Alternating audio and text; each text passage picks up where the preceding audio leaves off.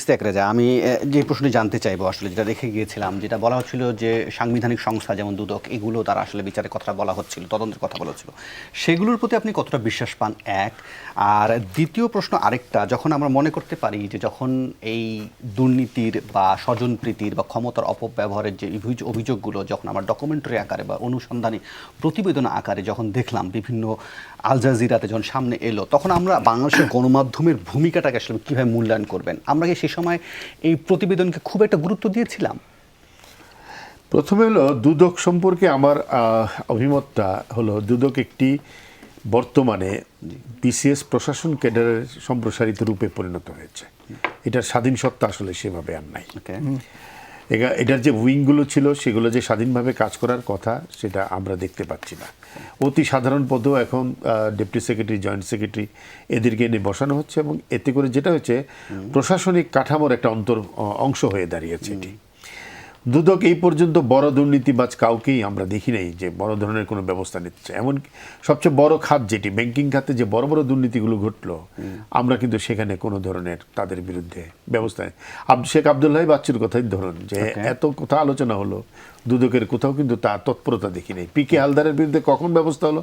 যখন তিনি বেরিয়ে গেলেন। কদিন আগে খোদ আমরা কাছ থেকেও, বিচারকদের কাছ থেকেও এই ধরনের কিছু সমালোচনা শুনেছি দুদক সম্পর্কে।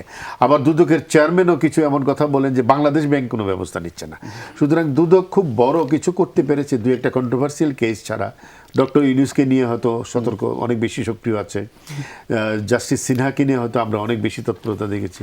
কিন্তু বাস্তবে যেটা হলো, দুদক ছোট ছোট দুর্নীতি নিয়ে যতটা সক্রিয়, এই সমস্ত বড় ফিগারগুলোকে নিয়ে সেইভাবে না। জেনারেল আজিজের ব্যাপারে তো দুদক মানে কোনো অংশ নিবে বলেই আমার কাছে মনে হচ্ছে না, কারণ দুদক অপেক্ষা করে যে কেউ মামলা করবে কিনা। কিন্তু দুদক তো চাইলে মোটে কিছু করতে পারে। বেনজিরের ইস্যুটাও দুদক কিন্তু কিছু করতে চায়নি, এটাকে সামাজিক চাপ সৃষ্টি হওয়ার পরে তারা এটা করেছে।